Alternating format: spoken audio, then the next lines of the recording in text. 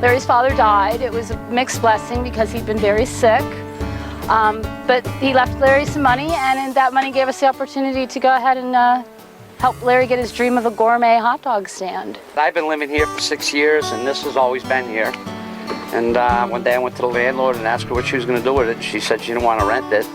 She asked me why, and I said I'd be interested. And she goes, "Oh, I'll rent it to you." My brother came and helped me do all the construction, and we had my electrician bartered with me, my plumber bartered with me, and our neighbors gave us time. And we want to keep it funky, tools. And I mean, none of the tables, nothing matches as you see.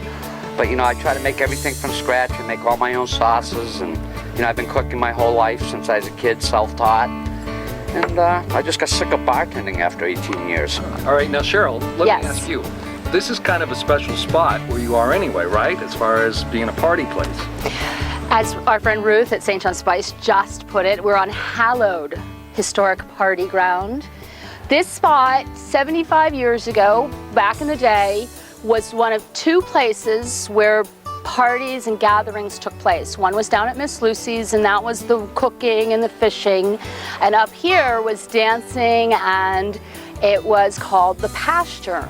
And we have big piles of a couple of hundred rum bottles that from back in the day where it shows that everyone was up here having their drinking and partying, and just threw the rum bottles off to the side, and now we have these beautiful bottles.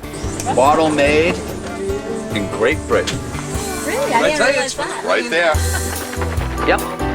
I call my cooking gourmet peasant food. Stuff that your grandmother would make, but you know, even my hot dogs, I use the best hot dogs, and I trim off the crust, and I butter toast the rolls. But you know, I try to keep it simple, but everything from scratch and the best ingredients I can get. I sell a ton of lobster rolls, but again, I do the butter toasted roll.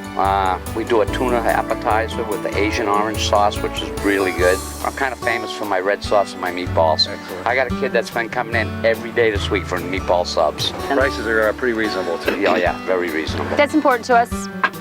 We know that the economy's kind of going tough for a lot of people, and it's real important for us to, that was part of the wonderful thing about getting this location, is the overhead is low, and it helps us keep our menu prices where we want them, which is low and affordable.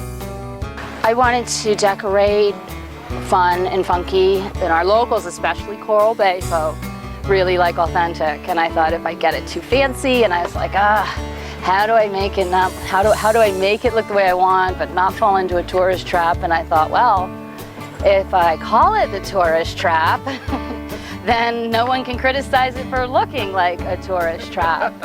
Tell me about your website, particularly the name of your website. My background's graphic and advertising, and so I went in and I typed in the tourist trap, I thought, and so was the case. I expected it to be taken. So I was about to type in the tourist trap St. John, and I'm just like really not happy about having to have a website. I'm typing it in, and I just kept thinking to myself, I'm getting angry about it. And I was like, we don't, you know, the last place on earth that needs a website. And that was it. I was like, that's the name. So I typed in, we don't need no stinking website.com. And it was available. And it's like so much fun when people do say, do you have a website? It's a lot of fun to be able to say to them, we don't need no stinking website.com.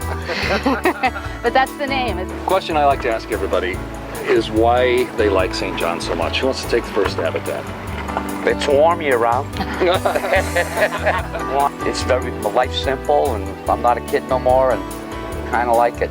My commute's pretty hard, you know. For me, it's the people. Ever since I got here, I've met amazing people. I don't get to the beach, I don't do that type of thing, but for me, it's all about the people. From the history of partying on this spot, we kind of really like these because they're mostly the St. Croix sugar rum factory. Almost all the rum bottles we have out back. Like you're showing a bottle. You're talking to me about the bottle. And what do we do now? What do we do now? No worries. What do you want to get your open? Yeah.